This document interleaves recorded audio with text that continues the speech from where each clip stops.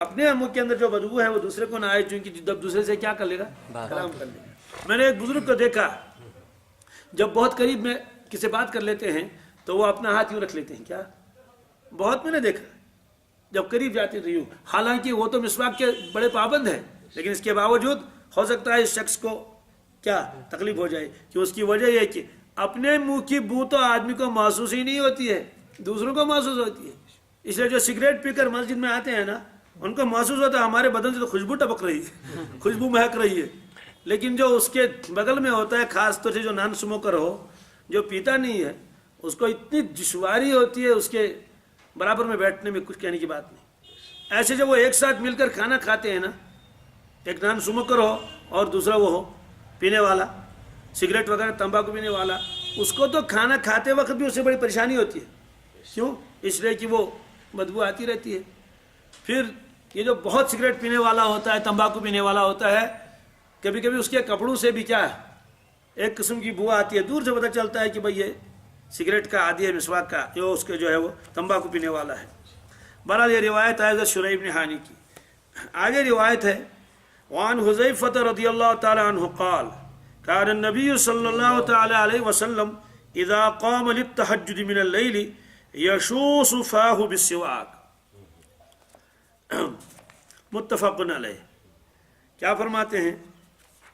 حضرت حذیفہ رضی اللہ تعالیٰ عنہ فرماتے ہیں کہ رسول اللہ صلی اللہ علیہ وسلم جب تہجد کے لیے اٹھتے تھے، اس کے لیے تہجد کسے کہتے ہیں سب کو معلوم ہے۔ تہجد اس نماز کو کہتے ہیں کہ پہلے آدمی آرام کر لے، سو جائے، اس کے بعد کھڑا ہو جائے۔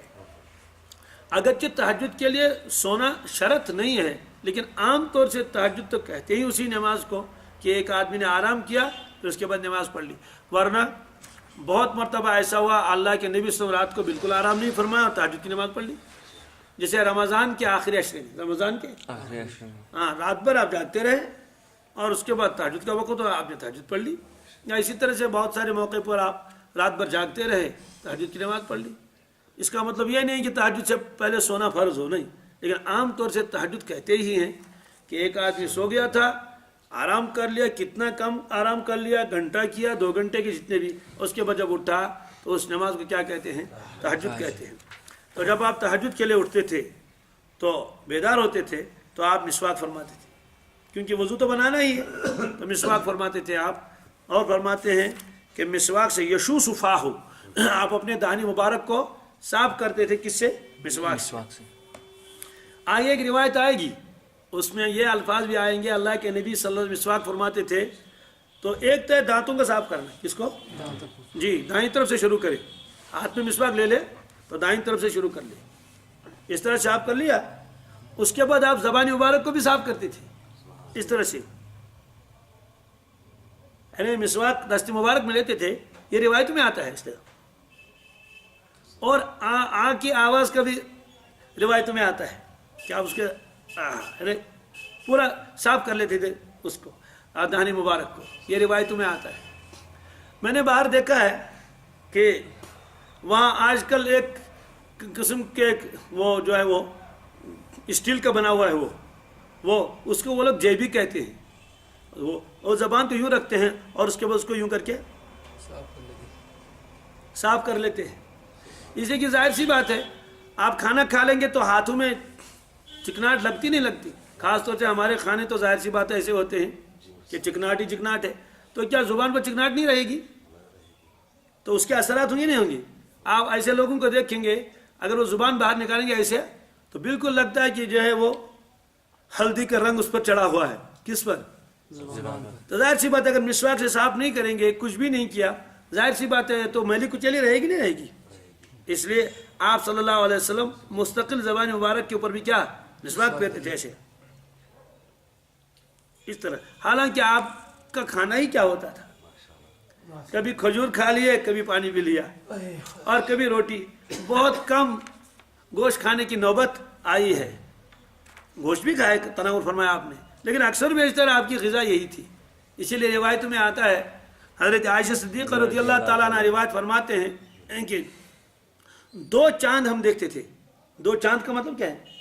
جیسے یہ مہینہ ہے، اس مہینے کا چاند دیکھا، اب مہینہ گزر گیا، ایک اور چاند آیا، تو گویا کہ دوسرے مہینے کا چاند، کبھی تیسرا چاند ہم دیکھتے تھے، ہمارے گھر میں چولہا نہیں جلتا تھا۔ تو راوی نے عرض کیا چولہا نہیں جلتا تھا تو پھر کھاتے پیتے کیا تھے؟ واپس جواب دے دیا کھجور کھاتے تھے، پانی پیتے تھے، یہ اکثر غذا تھی۔ اور کبھی کبھار صحابہ کے گھر سے روٹی پکی ہوئی آتی تھی، یعنی اس کا تو بہت کم اتفاق ہوتا تھا، کسی نے کوئی گوشت وغیرہ پکا لیا تو وہ بیچ دیا، تو جب روٹی وہاں سے پکی ہوئی آئی چولہا جلانے کی ضرورت پیش نہیں آئی، اور جب گھر میں کچھ بھی نہیں ہے تو صرف کھجور ہے اور پانی ہے، تو ظاہر سی بات ہے جب غذا ایسی ہو تو زبان کے اوپر چکناہٹ وغیرہ کا تو سوال ہی پیدا نہیں ہوتا۔ لیکن اس کے باوجود بھی رسول اللہ صلی اللہ علیہ وسلم اتنا اہتمام فرماتے ہیں مسواک کا۔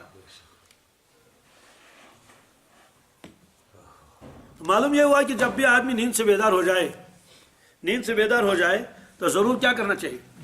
مسواک کرنا چاہیے۔ اس کی وجہ کیا ہے؟ جب آدمی سو جاتا ہے تو منہ بند رہتا ہے، کیا منہ بند رہتا ہے اور آدمی سو جاتا ہے، تو جب منہ بند رہا اتنی دیر تک تو اس کے وجہ سے بھی تو ایک تغیر آتا ہے منہ میں۔ اسی لیے لکھا ہے کہ کھانا کھانے کے بعد خاص طور سے جب آپ سو جائیں گے اس وقت ضرور مسواک کریں، یا کم از کم برش کر لیں۔ اس سے کیا ہوگا؟ اس سے یہ ہوگا کہ جتنے بھی کھانے کے اجزاء دانتوں میں ہیں یہ سب نکل جائیں گے، اس کے بعد سو جائیں گے تو جو کیڑے اندر دانتوں میں رہتے ہیں وہ اس وقت کام اپنا شروع کرتے ہیں جب آدمی سو جاتا ہے۔ وہ دیکھتا ہے کہ بھائی روڈ تو اب اس وقت کیا ہے، اب کوئی آتا جاتا نہیں ہے، آدمی تو سو گیا، اور وہ اپنا کام کرنا شروع کر دیتے ہیں۔ دن میں تو ان کو بڑی پریشانی ہو جاتی ہے، رات میں وہ کام کر لیتے ہیں۔ میں نے ایک مولانا کو دیکھا بہت اہتمام کریں مسواک کا بھی، برش بھی کر لیتے ہوں گے، تو میرے سامنے بھی برش بھی کرتے ہیں خاص طور سے سوتے وقت، مسواک بھی باقاعدہ رہتا ہے۔ تو ایک آدمی اس کے پاس ایک چیز لایا، اس نے کہا حضرت اس کو تناول فرمائیے، جواب دے دیا کہ میں برش کر چکا ہوں۔ کیا اتنا اہتمام دانتوں کا، اتنی حفاظت؟ کہتے بھائی اب تو نہیں، اس سے پہلے آتے، ورنہ تو مجھے پھر کیا کرنا پڑے گا، برش کرنا پڑے گا۔ تو میں برش کر چکا ہوں کیونکہ اب میں کچھ کھاؤں گا نہیں، مجھے سونے کا وقت ہے۔ اب اس کے بعد وہ کچھ اوراد وظائف اپنا پورا کر کے وہ سو گئے۔ یہ میرے سامنے واقع ہوا، صاحب کہہ دیا کہ میں برش کر چکا ہوں، اب میں نہیں کھاؤں گا۔ ہم لوگوں کا کیا حال ہے؟ ہم لوگوں کا کیا حال ہے کہ سو بھی رہے ہیں اور چبا بھی رہے ہیں۔ تو اس طرح سے اپنے دانتوں کی بھی حفاظت کرنی چاہیے، ثواب کا تو ثواب ملے گا اور اس کے ساتھ ساتھ جو ہے وہ حفاظت بھی رہے گی دوسرے تمام چیزوں سے۔ اچھا 8:40 تو ہو گئے، ٹھیک ہے، ابھی 5 منٹ ہیں، صرف روایت پڑھ لیں گے، انشاءاللہ اس کی تفسیر آگے آئے گی، یہ بہت لمبی روایت ہے۔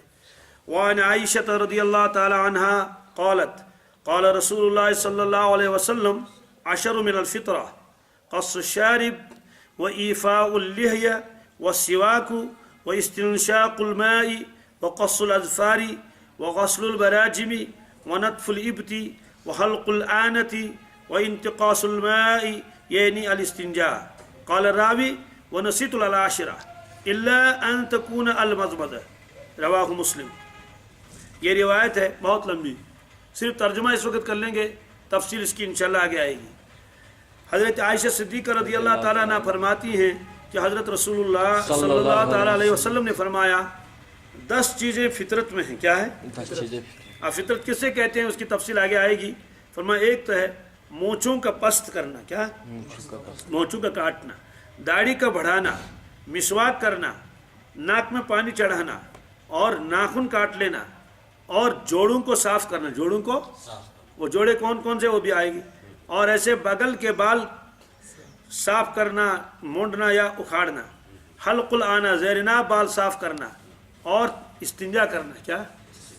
راوی کہتے ہیں کہ 10ویں چیز میں بھول گیا۔ 10ویں چیز میں کیا شان ہے، اللہ اکبر، عجیب ہے۔ اپنے عقل سے نہیں کہا 10 چیزیں تو گنائی تھی حضرت عائشہ صدیقہ نے، لیکن 10ویں میں بھول گیا۔ 10ویں میں 9 تو یاد کر لی، 10ویں بھول گئے۔ تو احتیاط اتنی ہے کہ کہتے ہیں بھائی صاف بات ہے کہ 10ویں میں بھول، پہلے تو بتایا 10، آگے جو گنائی تو 9 آئی کہ 10ویں میں بھول گیا۔ اپنے عقل سے کچھ نہیں کہا۔ ہاں، سلام ہو ان حضرات پر، کتنی احتیاط انہوں نے کی۔ اور پھر فرماتے ہیں کہ 10ویں تو میں بھول گیا، یقین کے ساتھ تو نہیں، لیکن مجھے لگتا ہے وہ کلی کرنا ہے۔ کیا ہے؟ الا ان تکون المضمضہ، یہ فرماتے ہیں۔ اب یہ تو چونکہ 10 چیزیں آ گئی تو اجمال آ گیا، اس کی کچھ تفصیل آگے آ جائے گی انشاءاللہ۔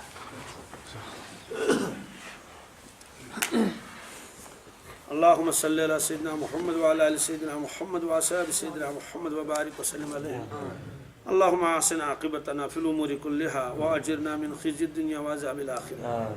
ربنا آتنا في الدنيا حسنة وفي الآخرة حسنة وقنا عذاب النار.